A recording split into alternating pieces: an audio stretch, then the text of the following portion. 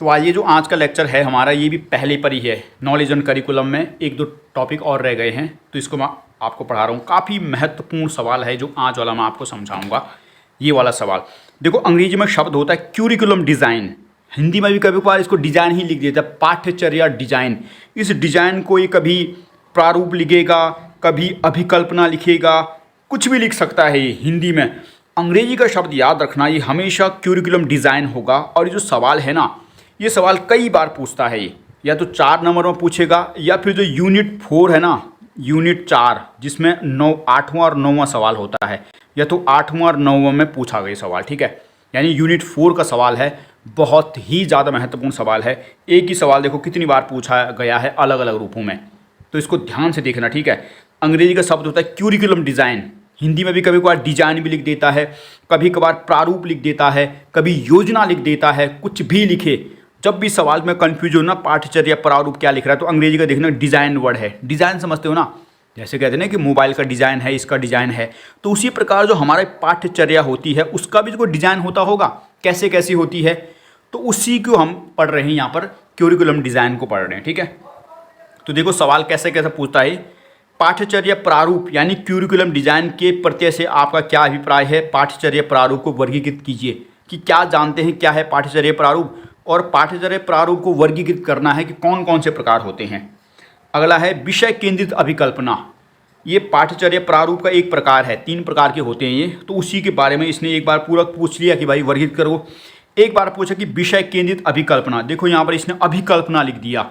Subject centre design word होगा अंग्रेजी में ये, और यहाँ पर अभिकल्पना लिख दिया, यहाँ पर प्रारूप लिख दिया।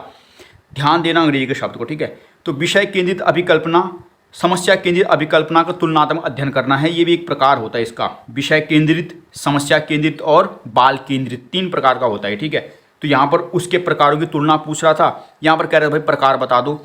अगला सवाल, समस्या केंद्रित प्रारूप की अवधारणा की व्याख्या करें तथा इसके वर्गीकरण और सीमाओं की व्याख्या करें। तो यहाँ पर इसने समस्या केंद्रित पूछ लिया, प्रॉब्लम सेंटर। ठीक है, यहाँ पर भी समस्या केंद्रित था, यहाँ भी समस्या केंद्रित। अगला यही सवाल था, पाठ्यचर्या प्रारूप यानी क्यूरिकुलम डिज़ाइन के वर्गीकरण की व्याख्या करनी है। वही सवाल देखो, यहाँ भी डिज़ाइन का वर्गीकरण कर रहा है, यहाँ भी डिज़ाइन का वर्गीकरण कर रहा है। अगला, अनुशासन केंद्रित पाठ्यचर्या की अवधारणा की व्याख्या कीजिए तथा इसके वर्गीकरण की बात करिए। वही अनुशासन केंद्रित, देखो यहाँ भी पूछा था ना कहीं इसने, विषय केंद्रित पढ़ी, विषय केंद्रित को अनुशासन केंद्रित कहते हैं। अब इसको हमें आगे देखना है। तो आपने देखा कितनी बार सवाल पूछ रहा है इस पर, कभी उसके प्रकारों पर सवाल पूछ दे रहा है, कभी कह रहा है कि पूरे उसको ही वर्गीकरण करो। और हिंदी में कुछ भी हो सकता है, पाठ्यचर्या प्रारूप कह सकता है। अंग्रेजी का शब्द याद रखना है क्यूरिकुलम डिज़ाइन। और मैंने आपको कहा ये अगर 16 नंबर में सवाल होगा ना, तो 8वां और 9वां में से कोई सवाल बनेगा। यूनिट 4 का सवाल है। और अगर पहला सवाल होगा मान लिया 4 नंबर का, तो खाली ये देगा विषय केंद्रित अभिकल्पना क्या है, समस्या केंद्रित अभिकल्पना क्या है, अनुशासन केंद्रित पाठ्यचर्या क्या है, तो फिर उसको लिखना है। या फिर 16 नंबर का सवाल होगा तो फिर इस तरह सवाल बनेंगे। तो यहाँ तक समझ आया? एक बार अपने दिमाग में सोचो, आया नहीं आया समझ? क्यूरिकुलम डिज़ाइन वर्ड होता है। ठीक है, डिज़ाइन, डिज़ाइन याद रखना, क्यूरिकुलम डिज़ाइन वर्ड होगा। कभी डिज़ाइन भी लिख सकता है हिंदी में, या फिर हिंदी में कुछ भी लिख सकता है। पाठ्यचर्या प्रारूप, पाठ्यचर्या योजना, पाठ्यचर्या अभिकल्पना, कुछ भी जो मना है एग्जामिनर की वो लिख देगा। अंग्रेजी का हमेशा एक ही शब्द होगा, क्यूरिकुलम डिज़ाइन। तो अंग्रेजी बहुत ऑथेंटिक है आज के दिन में। अंग्रेजी नहीं जानते हैं ना आज के दिन में आप, मतलब बहुत महत्व दे रखा है, तो जाननी जरूरी है। नहीं जानते तो आप एग्ज़ाम ठीक से नहीं दे सकते आज के दिन में। बहुत बोलबाला अंग्रेजी का है, तो याद रखना है क्यूरिकुलम डिज़ाइन है। अब समझते हैं क्यूरिकुलम डिज़ाइन होता क्या है। पाठ्यचर्या का प्रारूप यानी जैसा शब्दों को वही लिखते जाना, अंग्रेजी का डिज़ाइन वर्ड होता है। पाठ्यचर्या प्रारूप शब्द अंग्रेजी के क्यूरिकुलम डिज़ाइन शब्द का हिंदी रूपांतरण है, जिसका शाब्दिक अर्थ होता है पाठ्यक्रम का ढांचा या पाठ्यक्रम की रूपरेखा। तो पाठ्यचर्या प्रारूप क्या है, तो सबसे पहले मुझे दिख रहा है होता क्या है। तो पाठ्यचर्या प्रारूप शब्द अंग्रेजी भाषा के क्यूरिकुलम डिज़ाइन का हिंदी रूपांतरण है, जिसका शाब्दिक अर्थ होता है पाठ्यक्रम का ढांचा या रूपरेखा। अतः पाठ्यक्रम प्रारूप वह ढांचा या रूपरेखा है जिसमें पाठ्यक्रम के उद्देश्यों, सामग्री, शिक्षण विधियों, गतिविधियों, मूल्यांकन विधियों आदि का निर्धारण किया जाता है। पाठ्यक्रम का प्रारूप पाठ्यक्रम निर्माण के लिए बहुत आवश्यक होता है, इसलिए सबसे पहले डिज़ाइन बनाया जाता है। पाठ्यचर्या डिज़ाइन मुख्य रूप से 3 प्रकार का होता है। तो हमने थोड़ी सी परिभाषा बता दी कि पाठ्यचर्या डिज़ाइन होता क्या है। हम डिज़ाइन बना दें किसी चीज़ का कि ऐसा डिज़ाइन मोबाइल का डिज़ाइन है, तो वही एक प्रकार का जो पाठ्यक्रम का हम निर्माण करते हैं, तो तो पाठ्यक्रम को जब हम निर्माण करते हैं तो उसका सबसे पहले डिजाइन बनाते हैं किसी चीज़ का, और क्या क्या शामिल है उसमें, उद्देश्य, सामग्री, विषय, ये सब चीज़ है। अभी डिटेल में इसको पढ़ना है। तो एक बार दोबारा देखते हैं।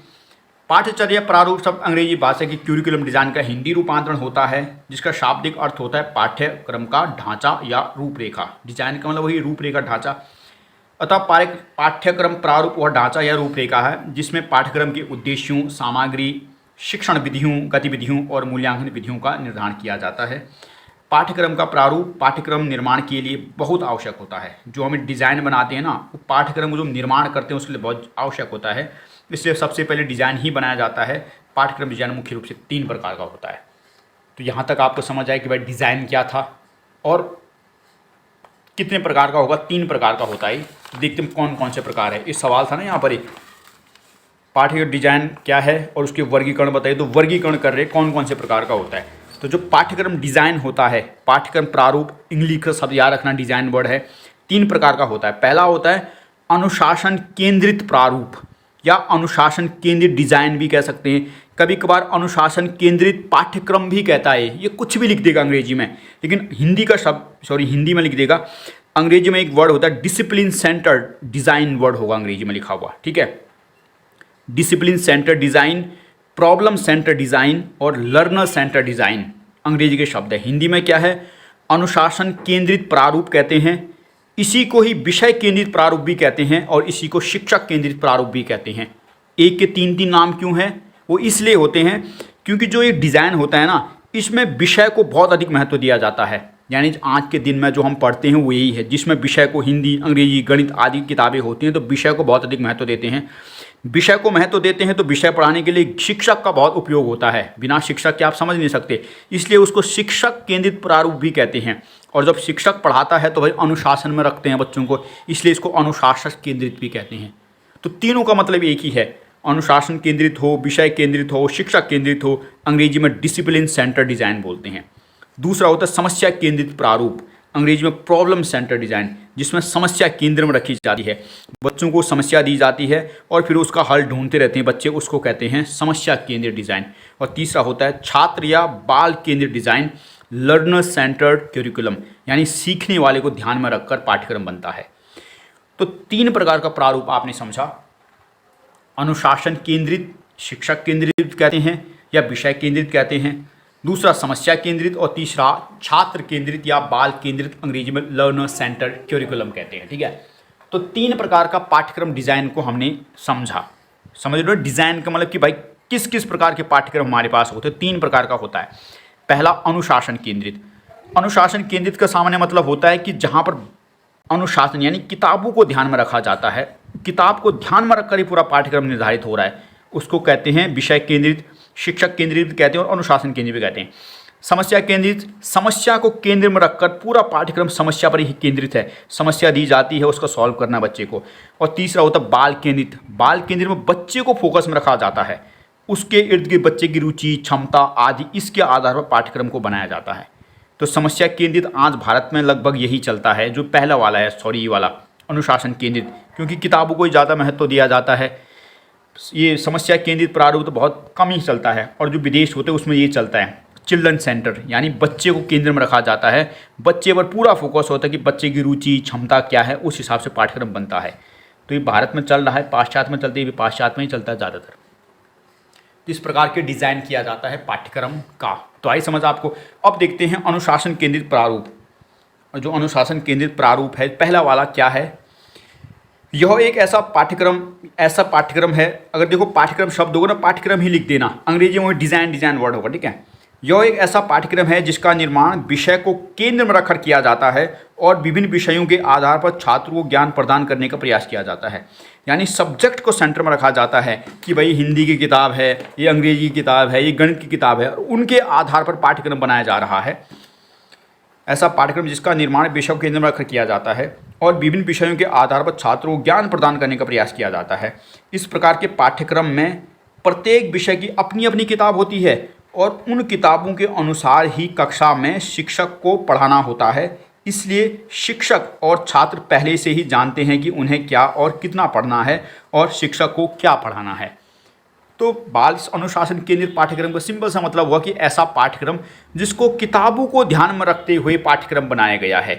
किस विषय की क्या किताब पढ़ानी है वो पहले से निर्धारित है, उस किताब में क्या टॉपिक हो ये भी पहले से निर्धारित है, और बच्चा भी जानता है कि मुझे ये पढ़ना है, और टीचर को पता है कि भाई मुझे इतने सारे विषय इतने टॉपिक इनको ये पढ़ाना है।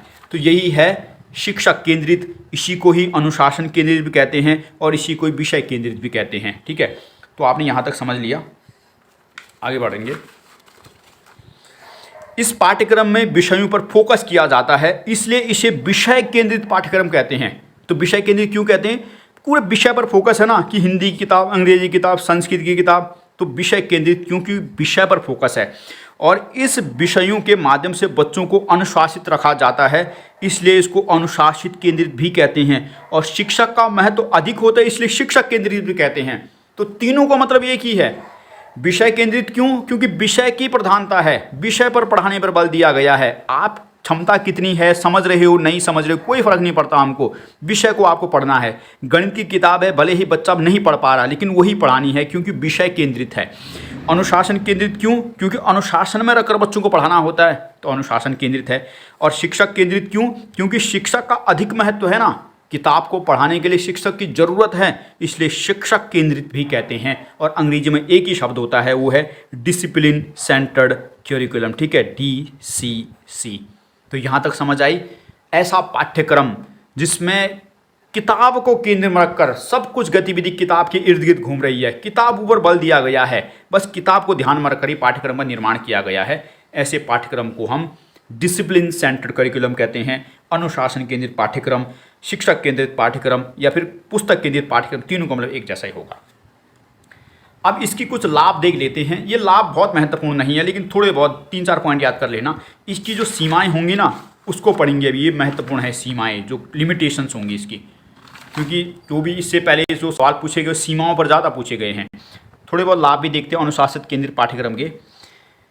विषय केंद्रित पाठ्यक्रम में संपूर्ण पाठ्यक्रम और उसकी पुस्तकें पूर्व निर्धारित होती हैं, जिससे संपूर्ण पाठ्यक्रम को पढ़ने और पढ़ाने में आसानी होती है, एक योजना तरीके से पढ़ाया जाता है। तो सबसे पहला लाभ क्या है, ये जो पुस्तक सेंटर पाठ्यक्रम है, कि भाई पहले से ही पाठ्यक्रम और उसकी पुस्तकें निर्धारित हैं, कि जो दूसरी क्लास, मान लीजिए जो 10वीं क्लास है उसमें ये किताबें पढ़ानी है, तो सब कुछ पहले से बना हुआ है, जिससे पाठ्यक्रम को पढ़ने और पढ़ाने में आसानी होती है, एक योजनाबद्ध तरीके से इसको पढ़ाया जाता है। तो बहुत आसान है पहली पॉइंट, कि भाई सब कुछ पहले से निर्धारित है। बच्चा भी जानता है कि मुझे 5 किताब पढ़नी है, और टीचर को भी जानते हैं कि 5 किताब पढ़ानी है। अंग्रेजी में इतने चैप्टर हैं, हिंदी में इतने चैप्टर हैं, सब पहले से ही जानते हैं। तो पहला लाभ तो ये है इसका, कि भाई पहले से ही योजनाबद्ध हम बना देते हैं। दूसरा, इस पाठ्यक्रम में छात्रों के बौद्धिक विकास पर अधिक बल दिया जाता है। नतीजन बच्चे अधिक से अधिक चीज़ों, तथ्यों को आदि को याद कर लेते हैं, कि वही किताब को की रटने पर एक प्रकार बल दिया जा रहा है कि अधिक से अधिक चीज़ों को याद करो, तो इससे बच्चों का बौद्धिक विकास अधिक होता है, बुद्धि का विकास ज़्यादा होता है, कुल मिलाकर बात है। तो ये भी सकारात्मक पॉइंट है, इसका लाभ है। अगला, इस प्रकार के पाठ्यक्रम की पुस्तकों में टॉपिक की या पाठों की क्रमिकता होती है, अर्थात सरल टॉपिक से कठिन टॉपिक की ओर बढ़ा जाता है, जिसके कारण बच्चे आसानी से और रुचिपूर्ण तरीके से सीख पाते हैं। तो बिल्कुल आसान से पूरा है कि जो क्रमिकता होती है, पहले सरल टॉपिक डालो, फिर कठिन डालो, फिर और कठिन डालो, यानी क्रमबद्ध तरीके से पूरा सिलेबस होता है हमारा, और बच्चे आसानी से सीख पाते हैं। तो ये तीसरा पॉइंट है। इनको छोटे छोटे उसमें लिख लेना अपने अनुसार, ठीक है, पॉइंट 2 को, क्योंकि बहुत काफ़ी बड़ा है। अगला लाभ देखते हैं अनुशासित केंद्रित पाठ्यक्रम के। शिक्षक पहले से ही योजना बनाता है कि पाठ्यक्रम को किस प्रकार और कितने समय में पढ़ाना है, जिसका परिणाम होता है कि पाठ्यक्रम समय से पूर्व भी पूरा हो जाता है। तो ये भी अच्छा है कि अब मान ली हिंदी की किताब है, तो हिंदी का टीचर जानता है कि 2 महीने में ख़त्म हो जाएगी, तो उस हिसाब से पहले योजना बनाता है, और पूरा साल पूरा होने से पहले वो पाठ्यक्रम पूरा कर लेता है। तो पाठ्यक्रम समय पर पूरा हो जाता है, इस जो पाठ्यक्रम के तहत जो योजना है, यानी जो डिसिप्लिन सेंटर्ड करिकुलम है। 5वां, छात्रों को भी पहले से ही विषय आदि की जानकारी होती है, इसलिए टॉपिकों को समझने में उन्हें आसानी हो जाती है। तो बहुत अच्छी बात है, तुम्हें पहले से माने किसी चीज़ के बारे में पता है कि भाई आज मुझे ये पढ़ना है, तो तुम्हें आसानी होगी चीज़ों को समझने में। कई सारे छात्र होशियार होते हैं, घर से एक बार पढ़ भी लेते हैं ताकि आसानी हो, तो किताबें हैं तो एक बार देख लेता है पहले से, तो आसानी होती है। अगला, इस पाठ्यक्रम में सत्र के दौरान ही छात्रों के विभिन्न विषयों की जानकारी दी जाती है। तो पूरा जो साल होता है उसके दौरान ही बहुत सारे विषयों की जानकारी, हिंदी की जानकारी, अंग्रेजी की, गणित की, जो भी हमारी 4-5 किताबें होती थी उनकी जानकारी बच्चों को दी जाती है। अगला, परीक्षा के दृष्टिकोण से सबसे बेहतर पाठ्यक्रम होता है। क्यों? क्योंकि पुस्तकों के आधार पर ही प्रश्न पत्र तैयार किए जाते हैं और छात्रों का मूल्यांकन भी इसी आधार पर होता है। बहुत अच्छी बात है कि भाई परीक्षा के दृष्टिकोण से सबसे आसान है। साल भर किताबें पढ़ाओ, बाद में उन किताबों से 10-12 सवाल ले लो और उससे ही बच्चों का परीक्षा ले लो, तो बहुत आसान पॉइंट। अगला, इस प्रकार के पाठ्यक्रम से समय और धन की बचत होती है, क्योंकि एक ही शिक्षक एक से अधिक किताबों को भी पढ़ा लेता है। तो ये भी बहुत अच्छी बात है कि इस प्रकार का जो पाठ्यक्रम होता है भाई, इससे धन और समय दोनों बचता है। क्यों बच रहा है? क्योंकि एक ही शिक्षक सब कुछ पढ़ा दे रहा है। और ऐसा ही होता था हमारे टाइम पे भी। एक हमारे टाइम पे जो हम 12वीं में पढ़ते थे, तो फिजिक्स का टीचर था, उसका काम फिजिक्स पढ़ाना था, लेकिन वो साथ में केमिस्ट्री भी पढ़ा लेता था, कभी कभार बायोलॉजी भी पढ़ा लेता था। तो एक ही टीचर इतने सारे चीज़ें पढ़ा रहा है। एक मैथ का टीचर था 12वीं में, जब जाके वो केमिस्ट्री भी पढ़ाता था। तो एक टीचर दो यहाँ 3 विषय को पढ़ा दे रहा है टीचर, तो समय और धन की बचत हो रही है।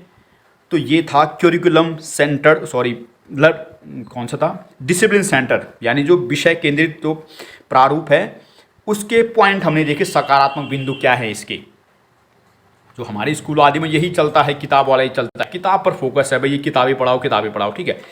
अब इसकी कुछ सीमाएं भी हैं। सीमा महत्वपूर्ण है, याद रखना आपको, वो लड़की वाली सीमा नहीं है, लिमिटेशन की बात हो रही है, ठीक है। अनुशासन केंद्रित पाठ्यक्रम की क्या सीमाएं हैं? तो पहली सीमा है, इस प्रकार के पाठ्यक्रम में छात्रों की रुचि, आवश्यकता, क्षमता आदि का कोई स्थान नहीं होता है। सभी छात्रों के लिए विषयों की एक जैसी किताबें होती हैं और सबको वही पढ़नी पड़ती हैं, भले ही रुचि हो या नहीं हो। तो पहली समस्या तो यही है कि जो इस प्रकार का पाठ्यक्रम होता है ना, छात्रों की कोई रुचि, आवश्यकता कुछ नहीं देखी जाती है। यदि तुम्हें अच्छा लग रहा है तो भी पढ़ना है, नहीं भी लग रहा तो भी पढ़ना है, सबके लिए एक जैसी किताबें हैं, कोई रुचि नहीं है तुम्हारी, कोई महत्व नहीं दिया जा रहा तुम्हें। क्यों? क्योंकि क्या है, ये सब्जेक्ट सेंटर है, विषय को रुचि देंगे, तुम्हें नहीं देंगे। इसके बाद एक और आएगा बाल केंद्रित, तीसरा वाला, उसमें बच्चे को महत्व दिया जाएगा, किताबों को नहीं। यहाँ पर किताबों को महत्व दिया जा रहा है, समझ रहे हो ना। बच्चे की रुचि आदि कोई स्थान नहीं, किताबों को महत्व है। अगला, इस पाठ्यक्रम में छात्रों का स्थान गौण होता है। विषय वस्तु यानी जो सिलेबस है उसका स्थान ही महत्वपूर्ण होता है। पाठ्यक्रम को समाप्त करने पर ही पूरा बल दिया जाता है। तो बच्चों का स्थान गौण है। बच्चों को कोई मतलब नहीं तुम्हें समझ आ गया नहीं आए, कोई मतलब नहीं, हमें पाठ्यक्रम को समाप्त करना है समय पर। तो इसमें बच्चों का स्थान गौण है, किताबों का महत्व है, किताबों पर फोकस है, उन्हें समाप्त करने पर बल दिया गया है, बच्चों का कोई स्थान नहीं होता। ये भी इसका एक वीक पॉइंट है, यानी सीमा है। अगला देखते हैं, इन सीमाओं को ध्यान से याद रखना आपको। तीसरा, इस पाठ्यक्रम में चीज़ों को खुद से सीखने की बजाय रटने की प्रवृत्ति को प्रोत्साहन दिया जाता है। बच्चा केवल रटता रहता है बिना सोचे समझे। बहुत अच्छा पॉइंट, ठीक है। तो एक ऐसा पाठ्यक्रम है जिसमें बिना चीज़ों को जाने, बिना समझे रटने पर बल दिया गया है। किसी भी व्यक्ति वस्तु संज्ञा, व्यक्ति वस्तु के नाम को संज्ञा कहते हैं। हमारे टाइम पर ये रटा करते थे, पता ही नहीं चला 10वीं में जाके कि भाई होती क्या वास्तव में संख्या। बस सब रटंत विद्या पर बल दिया जाता है। किताबी ज्ञान को रट दो, तुम्हें समझ आया तो भी ठीक, नहीं भी आए तो भी ठीक, कोई महत्व नहीं है, क्योंकि बच्चे की रुचि क्षमता पर कोई स्थान नहीं दिया रहा। किताब खत्म होनी चाहिए बस। तो बहुत बड़ी एक प्रकार की लिमिटेशन है भाई, रटंत विद्या पर बल दिया जा रहा है। अगला, क्योंकि बच्चों को पुस्तकीय ज्ञान को रटने और सिखाने पर ही बल दिया जा रहा है, इससे छात्रों का केवल बौद्धिक विकास हो रहा है, सामाजिक है, शारीरिक है, विकास आदि नहीं हो पा रहा है। तो बच्चे का बौद्धिक विकास तो बहुत करा दिया आपने, किताबें रटवा दी, बिल्कुल दिमाग का उसको गोबर गणेश बना दिया, लेकिन इसके अलावा कोई और ज्ञान नहीं दिया उसको। उस ज्ञान को इम्प्लीमेंट भी नहीं कर पा रहा है, शारीरिक, सामाजिक कोई और विकास नहीं हो रहा उसका। और यही होता था। हमें आज भी मैथ के इतने फॉर्मूले याद होते हैं, उन फॉर्मूलों का आज हम अपने जीवन में कहीं उपयोग नहीं कर सकते हैं। कोई व्यावहारिकता नहीं है उन फॉर्मूलों की, केवल किताबी ज्ञान रटवा दिया आपने हमको। तो ये लिमिटेशन है इसकी। अगला, इस प्रकार के पाठ्यक्रम में शिक्षकों और छात्रों के व्यक्तिगत अनुभवों का कोई महत्व नहीं होता है, क्योंकि शिक्षक छात्रों को वही ज्ञान देता है जो किताबों में लिखा होता है और छात्र भी उसे ही रट लेते हैं। यानी शिक्षक को अनुभव है, उसका अपना व्यक्तिगत अनुभव है, उस किताब अनुभव को साइड में रखो, कोई महत्व नहीं है। किताब में क्या लिखा है उसका महत्व है। यानी किताबी ज्ञान देना होता है और बच्चों को भी वही ज्ञान रटना होता है। व्यक्ति का अपना अनुभव, उसका जो भी इंटरेस्ट है, कोई स्थान नहीं है आपका, केवल किताब में जो लिखा है वही पढ़ा दो। तो ये बहुत बड़ी लिमिटेशन है इस प्रकार के पाठ्यक्रम की। क्या पढ़े हम? Curriculum design. हिंदी में कुछ भी हो सकता है, पाठ्यक्रम प्रारूप हो सकता है, पाठ्यक्रम अनुदेश हो सकता है, पाठ्यक्रम कुछ भी, पर क्या है? क्यूरिकुलम शब्द है, ठीक है, डिज़ाइन वर्ड है। अगला, छात्रों को केवल किताबी ज्ञान होता है, व्यवहारिक और सामाजिक प्रायोगिक ज्ञान बिल्कुल नहीं होता। तो बात सही है, केवल किताबी ज्ञान है, सब कुछ रट दिया उसने, लेकिन अगर उसको कहा जाए कि इसको अपने जीवन में उतारो, व्यवहार में यूज़ करो, तो गोबर गणेश हो जाते हैं, उसका कोई प्रैक्टिकल यूज़ नहीं कर पाता, सब कुछ रटा रुटाई चीज़ें हैं। अगला, शिक्षक भी जल्द से जल्द पाठ्यक्रम को समाप्त करने का प्रयास करता है, भले ही छात्रों को समझ आए या ना आए। तो ये भी अच्छा पॉइंट है कि शिक्षक का बस यही रहता है कि ये जो पाठ है इसको मैं 2 दिन में ख़त्म कर दूंगा, भले ही पीछे के 70% बच्चे उसको समझ ही ना पा रहे कि क्या पढ़ा दिया। और हमारे टाइम पे भी यही हुआ करता था। जो मैथ आदि के विशेष रूप से टीचर होते थे, अगर आगे के 2 बच्चे जो उनके चंड बच्चे होते थे पसंदीदा, उनको समझ आ गया तो उनको लगता था पूरी क्लास समझ गई है, और हम जैसे गोबर गणेश आदमी पीछे मुंह ताकते रह जाते थे। तो यही सिस्टम है, हमारी रुचि पर ध्यान नहीं, हमारी आवश्यकता कोई ध्यान नहीं है, किताब खत्म होनी चाहिए। क्योंकि नाम ही क्या है, अनुशासन केंद्रित, विषय केंद्रित, शिक्षक केंद्रित, तीनों का नाम एक है, अंग्रेजी में डिसिप्लिन सेंटर्ड कहते हैं। तो मुझे उम्मीद है ये आपको समझ आया होगा, डिसिप्लिन सेंटर्ड। ठीक है, तो जो पाठ्यचर्या प्रारूप यानी क्यूरिकुलम डिज़ाइन को पढ़ रहे हैं उसमें हमने पहला इसका देखा, बहुत बड़ा टॉपिक है वैसे। ठीक है, तो इसलिए जो इसके जो लिमिटेशंस हैं वो ज़्यादा याद रखनी है पेपर के लिए, और उपयोगिता 1-2 ही ज़्यादा मत लिखना, क्योंकि उपयोगिता इसने कभी पूछी नहीं है। अगला देखते हैं बाल केंद्रित क्यूरिकुलम। बाल केंद्रित यानी लर्नर सेंटर, इसको चिल्ड्रन सेंटर भी कह सकते हैं। ठीक है, बाल केंद्रित समझिए ना, बच्चे को केंद्र में रखा जा रहा है। तो बच्चे का मतलब लर्नर भी होता है जो सीख रहा है, और बच्चे का मतलब चिल्ड्रन भी होता है। तो अंग्रेजी में लर्नर सेंटर, चिल्ड्रन सेंटर जो भी है, क्यूरिकुलम वर्ड भी हो सकता है और डिज़ाइन वर्ड भी हो सकता है। होता क्या है बाल केंद्रित का मतलब? तो बाल केंद्रित का सामान्य सा मतलब है जहाँ बच्चे को केंद्र में रखा जाएगा। इससे पहले किताब थी ना, किताब को फोकस रखा था, अब बच्चे को देखो। बाल केंद्रित पाठ्यक्रम वह पाठ्यक्रम है जिसका निर्माण छात्रों अर्थात बालकों को केंद्र में रखकर किया गया है। इस पाठ्यक्रम में बच्चों की रुचि, अभिरुचि, क्षमता, अक्षमता, योग्यता आदि को ध्यान में रखकर पाठ्यक्रम की रचना की जाती है। यानी यह एक ऐसा पाठ्यक्रम है जो संपूर्ण रूप से सीखने वाले अर्थात बच्चे पर बल देता है। ठीक है, बहुत अच्छा पाठ्यक्रम है, आज के दिन में हिंदुस्तान में नहीं पढ़ाया जाता, और पढ़ाना चाहिए लेकिन होता नहीं है। यानी एक ऐसा पाठ्यक्रम है जो बच्चे को सेंटर में रख के बनाया जाता है कि बच्चा क्या चाहता है, इसकी रुचि क्या है, क्या इस चीज़ को पढ़ भी पाएगा, नहीं पढ़ पाएगा, तो पूरा फोकस बच्चे के ऊपर है, इसलिए है बाल केंद्रित। इससे पहले वाला क्या था, पूरे किताब पर फोकस था, भले ही 80% उस पुस्तक को समझ ना पा रहे हो लेकिन किताब पढ़ानी है। यहाँ पर बच्चा है, बच्चा समझेगा नहीं समझेगा उस चीज़ को रखो, यदि नहीं समझता उस चीज़ को हटाओ, तो इसको है चिल्ड्रन सेंटर कहते हैं। आइए समझना, मुझे उम्मीद समझ पा रहे होंगे आप। तो बाल केंद्रित पाठ्यक्रम वह पाठ्यक्रम है जिसका निर्माण छात्रों अथवा बालकों को केंद्र में रखकर किया जाता है। इस पाठ्यक्रम में बच्चों की रुचि, अभिरुचि, क्षमता, अक्षमता, योग्यता आदि को ध्यान में रखकर पाठ्यक्रम की रचना की जाती है। यानी एक ऐसा पाठ्यक्रम है जो संपूर्ण रूप से सीखने वाले अर्थात बच्चे पर बल देकर बनाया जाता है, केंद्र में रखा जाता है। तो आप तुलना भी कर सकते हो, जब एक पूरा मैं आपको पढ़ा दूंगा तो आप एक दूसरे कंपेरिजन कर सकते हो, उसमें ऐसा था, इसमें ये था, उसमें ऐसा था, वैसा था। अब इसकी कुछ हम विशेषता देखते हैं या लाभ देखते हैं, ज़्यादा इंपॉर्टेंट नहीं है, सीमा ज़्यादा पूछता है, लेकिन कभी पूछ बैठे 2-4 लाभ भी तो याद आनी चाहिए। अच्छा, क्या है बाल केंद्रित? तो पहला है, इसमें संपूर्ण पाठ्यक्रम का निर्माण छात्र को ध्यान में रखकर किया जाता है, अर्थात छात्रों की रुचि, अभिरुचि आदि को महत्व दिया जाता है। तो कैसा पाठ्यक्रम है? जो पूरे बच्चे को ध्यान में रखा जा रहा है, उसकी रुचि क्या है, अभिरुचि क्या है, समझ पाएगा नहीं समझ पाएगा, इन सबको ध्यान में रखकर पाठ्यक्रम का निर्माण किया जाता है। ऐसे पाठ्यक्रम को बाल केंद्रित पाठ्यक्रम, तो पहला लाभ है इसका। सब्जेक्ट सेंटर में किसको रखा जा रहा था केंद्र में? बता सकते हो उत्तर में?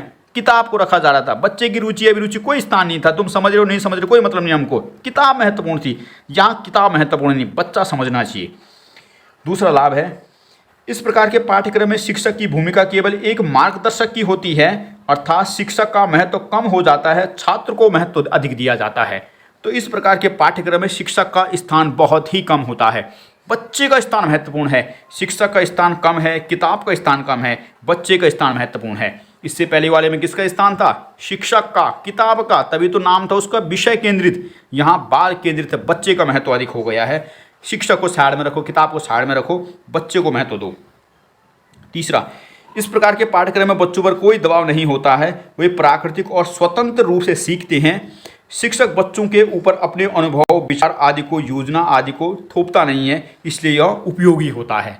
तो बच्चे को स्वतंत्र रूप से चीज़ें सिखाई जाती है, क्योंकि किताबों पर इतना महत्वपूर्ण है नहीं, तो बच्चे को स्वतंत्र रूप से अपने अनुभव से बच्चा सीखता रहता है, और ज़्यादा उसके ऊपर फोकस नहीं करते हैं, मतलब दबाव नहीं डालते हैं। फोकस तो करेंगे, दबाव नहीं डालेगा टीचर। क्यों?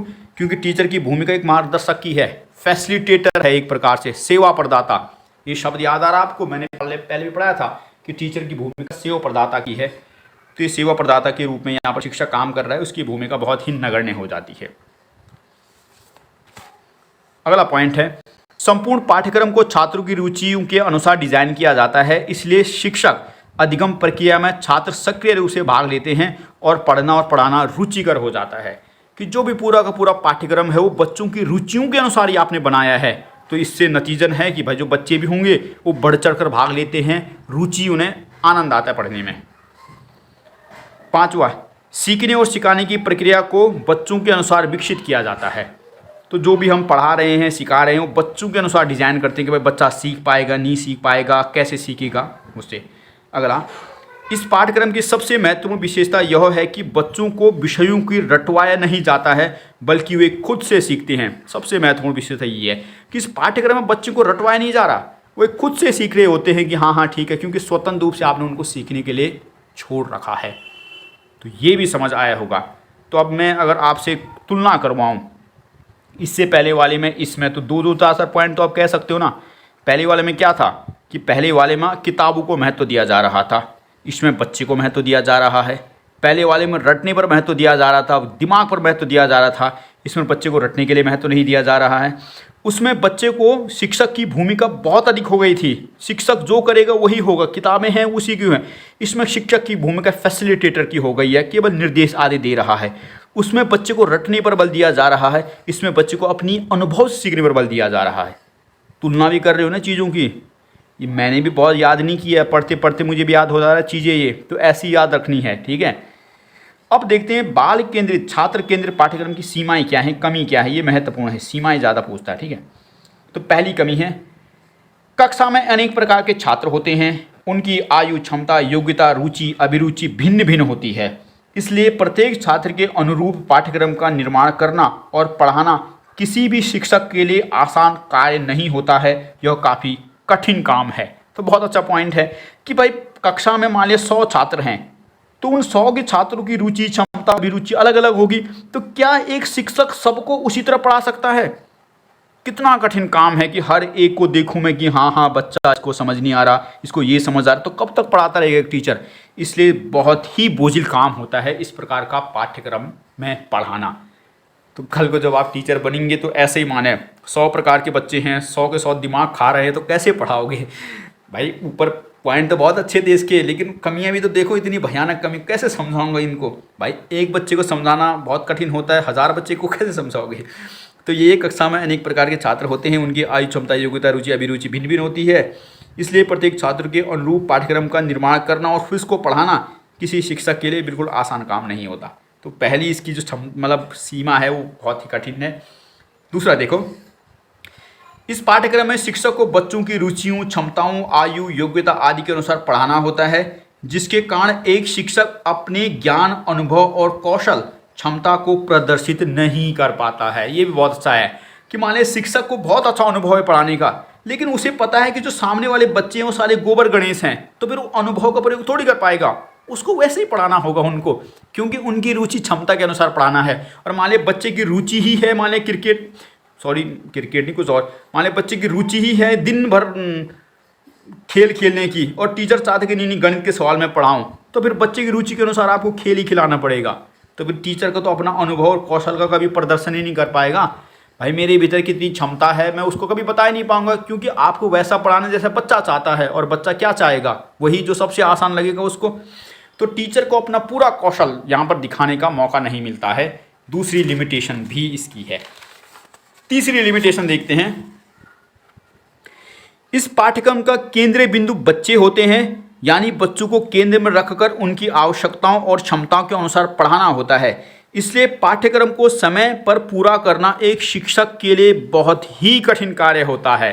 कितनी बड़ी बात है कि हमें बच्चों के अनुसार पढ़ाना है कि भाई बच्चा सीखा नहीं सीखा, क्या कमी आ रही है, क्या समस्या हो रही है, तो उनके अनुसार एक शिक्षक को पढ़ाना होता है। इसलिए जो पाठ्यक्रम है वो समय पर कभी पूरा ही नहीं हो पाता है। मान लीजिए एक चैप्टर है और टीचर ने सोचा है कि इस चैप्टर को मैं 2 दिन में ख़त्म करूंगा, लेकिन कक्षा में गोबर गणेश बच्चे बैठे हैं, 5-5 दिन तक टीचर रटवा ही रहा है चीज़ों को। ऐसा भी हो सकता है ना, यानी 3 दिन तक एक ही चीज़ रटवा रहा है, क्योंकि बच्चे समझ नहीं पा रहे हैं। तो जब समझ नहीं पा रहे तो भाई कैसे कंप्लीट करेगा पाठ्यक्रम को? पाठ्यक्रम तो कभी कंप्लीट ही नहीं कर पाएगा वो, क्योंकि आपको पढ़ाना वैसा है जैसे बच्चा चाहते हैं, और बच्चे चाहते कि 5 दिन तक एक ही पाठ को पढ़ा रहा है टीचर वहाँ, तो फिर साल के 3 साल लग जाएंगे पाठ्यक्रम खत्म करने में। तो ये भी बहुत बोझिल काम होता है किसी शिक्षक के लिए, क्योंकि भाई आपको अपने अनुसार नहीं, यहाँ पर सिलेबस ख़त्म नहीं करना, बच्चे को समझाना है, और बच्चा तो आप जानते हैं फिर कैसा होता है। अगला, जो बच्चे धीरे धीरे सीखते हैं उनके लिए यह पाठ्यक्रम कम उपयोगी होता है। क्यों? क्योंकि इस पाठ्यक्रम में शिक्षक की भूमिका केवल मार्गदर्शक की होती है, और शिक्षक के सहयोग के बिना वे बच्चे खुद से ज़्यादा नहीं सीख पाते हैं। बिल्कुल नहीं सीख पाएंगे, क्योंकि हमने देखा था कि जो शिक्षक होता है वो केवल एक फैसिलिटेटर है, एक मार्गदर्शक होता है। वो बच्चे पर अपना अनुभव दबाव नहीं डाल सकता, यानी जैसा बच्चा सीख रहा है प्राकृतिक रूप से वैसा सीखता रहेगा। तो जो बच्चे बिल्कुल मंद बुद्धि के होते धीरे धीरे सीखते वो तो फिर किसी चीज़ को सीखने में 10 दिन लगाएंगे, और क बनाने में हो सकता है 3 महीना लगा दें, तो फिर कैसे सीखेंगे? उनके लिए तो पाठ्यक्रम बहुत ही बेकार है। यानी थोड़ी स्टिकनेस भी चाहिए, लेकिन इसमें स्टिकनेस नहीं है, जैसा बच्चा चाहता है वैसा पढ़ाते रहो, तो ये थोड़ी और कमी भी है। अगला, इस पाठ्यक्रम में बच्चों को प्राकृतिक रूप से सीखने के लिए स्वतंत्र छोड़ दिया जाता है। इसके कारण बच्चों में समय की मर्यादा और अनुशासन की कमी हो जाती है, वे अपने शैक्षिक उद्देश्यों से भटक जाते हैं। तो आपने बच्चे को स्वतंत्र रूप से छोड़ दिया, चल सीखता रहे, तो उसको समय का तो कोई पाबंदी नहीं है, सीख रहा है, कितने दिन में सीख रहा है, कोई समय टेंशन नहीं है, तो फिर कभी सीख पाएगा चीज़ को? कभी नहीं। और वो अपने उद्देश्यों में भटक जाएगा, कोई अनुशासन नहीं है, बस मन मर्जी के पढ़ रहा है चीज़ों को। लिमिटेशन भी होनी चाहिए, तो इसमें कोई लिमिटेशन नहीं है। बच्चा समय का सदुपयोग नहीं कर पाता है, अपने उद्देश्यों से भटक जाता है, क्योंकि उसको स्वतंत्र रूप से कहा है आपने सीखने के लिए, कोई दबाव नहीं डालना। शिक्षक की भूमिका एक फैसिलिटेटर की है, कोई उस पर अनुभव थोप नहीं रहा, तो बच्चा अपनी मर्जी से सीख रहा है, और सीखते सीखते वो कई साल लगा दे रहा है। तो ये भी आपने समझा। अगला, यहाँ पर निष्कर्ष है, छात्र केंद्रित पाठ्यक्रम की कुछ सीमाएं जरूर हैं, किंतु यह पाठ्यक्रम छात्रों को आधार बनाकर निर्मित किया गया है, इसलिए यह मनोवैज्ञानिक है और वर्तमान में सबसे अधिक लोकप्रिय भी है। हालांकि कई सारी समस्याएं हैं, लेकिन लोकप्रिय तो है ही। कठिन तो है थोड़ा बहुत, लेकिन भाई बच्चे को केंद्र में रखकर आप चीज़ों को पढ़ाओगे तो आगे जाकर यही बच्चे सफल भी होंगे, क्योंकि आपने उनको रटवाया नहीं है। और हमारी शिक्षा पद्धति जो आज ऐसी है कि बच्चे के पास BA की डिग्री है, MA की डिग्री है, लेकिन गोबर गणेश है। क्यों? क्योंकि रटंत विद्या से पास हुआ है, और वास्तविकता भी है। देश में सबसे अधिक शिक्षित बेरोजगारी है। मतलब ये कि डिग्रियां पड़ी हैं बड़े बड़ों के पास, कि के पास BA की डिग्री, किसी का MA की डिग्री, लेकिन अगर उनको पूछ बैठो ना मैं कि BA का एक पार्ट समझा दो, तो नहीं समझा पाएंगे। अधिकांश तो ऐसे बच्चे उनको ठीक से पढ़ना भी नहीं आता है, चीज़ों को लिखना भी नहीं आता, हिंदी नहीं लिख पाएंगे ठीक से। तो कैसी शिक्षा पद्धति से पास हो गए हैं? वो पहली वाली किताबी वाली, ठीक है, जो डिसिप्लिन सेंटर वाला वही था, कि रटवा दिया चीज़ों को, समझ विकसित नहीं हुए बच्चे में। इसलिए जो पाठ्यक्रम है ना, ये डिसिप्लिन सेंटर, ये बच्चों वाला जो बाल केंद्रित वाला है, चाइल्ड सेंटर जो डिज़ाइन है, ये बेहतर है। हमारे देश में यूज़ नहीं होता। आज कई जगहों पर जो प्राइवेट आदि होते हैं इसको थोड़ा फोकस करते हैं, लेकिन फिर भी उनका फोकस भी ज़्यादातर किताब की तरफ ही होता है। हर कोई किताब का ही फोकस करता है, लेकिन ये विदेशों में, अमेरिका है, जापान है, जर्मनी है, उन जगहों पर ज़्यादा यूज़ होता है। ज़्यादातर चाइना में देखेगा आपको ऐसा। क्यों? क्योंकि आपने देखा होगा चाइना में जो बच्चा जिस क्षेत्र में रुचि लेता है ना, उसको वही करवाया जाता है। कोई बच्चा मान ले उसको बचपन से पेंटिंग में रुचि है, तो उसको पेंटिंग के फील्ड में डाल दिया जाता है। और ऐसे मान ले एक स्कूल है, वहाँ पर 1000 बच्चे पेंटिंग कर रहे हैं, तो सब पेंटिंग ही कर रहे हैं, तो शिक्षा को भी आसानी होती फिर कि हाँ यही कर रहा है। मान ले किसी को मैथ बचपन से अच्छी लगती है, उसको मैथ ही पढ़ानी दी जाए, किसी को और कुछ और अच्छा लगता है उसी क्षेत्र में डाल दो। उन देशों में चलता है, इसलिए चाइना हमसे बहुत आगे आज के दिन में, बहुत ज़्यादा। इतना आगे है कि हम आने वाले 80 साल तक भी उसकी कंपैरिजन नहीं कर पाएंगे अपने आप को चाइना से। इतना आगे है, इतना डेवलप देश है ना। हिंदुस्तान के धर्म के अलावा और कुछ बचा नहीं आज के दिन में, और क्या ही बताएं। तो मेरे कहने का मतलब कि विदेशों में ये पाठ्यक्रम यूज़ होता है, हिंदुस्तान में प्राइवेट आदि में यूज़ हो रहा है, लेकिन सरकारी की दशा वही है, रटन विद्या वाली। फिर ठहरा, छोड़ो उस चीज़ को, जो भी है। तो 2 चीज़ें हमने समझाई, 3 चीज़ें समझ ली वैसे। सबसे पहले हमने क्यूरिकुलम डिज़ाइन समझा, पाठ्यक्रम प्रारूप होता क्या है। फिर उसके बाद उसका 3 वर्गीकरण किया, तीनों का नाम याद रखना, दिमाग में छाप जाना चाहिए, हिंदी में भी अंग्रेजी में भी। पहला वाला डिसिप्लिन सेंटर डिज़ाइन कहा, डिसिप्लिन अनुशासन केंद्रित, इसको पुस्तक केंद्रित कहते हैं। क्यों कहते हैं? विषय केंद्रित कहते हैं। क्यों कहते हैं? तीनों के नाम एक ही हैं, याद होने चाहिए क्यों कहते हैं। किताब पर फोकस है इसलिए विषय केंद्रित, शिक्षक का महत्व बना रहता है इसलिए शिक्षक केंद्रित, और डिसिप्लिन में बच्चा रहता है इसलिए डिसिप्लिन सेंटर कहते हैं, अनुशासन केंद्रित कहते हैं। दूसरा हमने देखा था लर्नर सेंटर यानी सीखने वाला फोकस, तो उसको बाल केंद्रित या बच्चा सेंटर कहते हैं, बाल केंद्रित या चाइल्ड सेंटर कहा रहा था, ठीक है, जिसमें बच्चे को फोकस किया जा रहा था, तो हमने देख लिया। अब तीसरा है समस्या केंद्रित, तीसरा प्रॉब्लम सेंटर्ड क्यूरिकुलम भी कह सकते हो, प्रॉब्लम सेंटर्ड डिज़ाइन भी कह सकते हैं।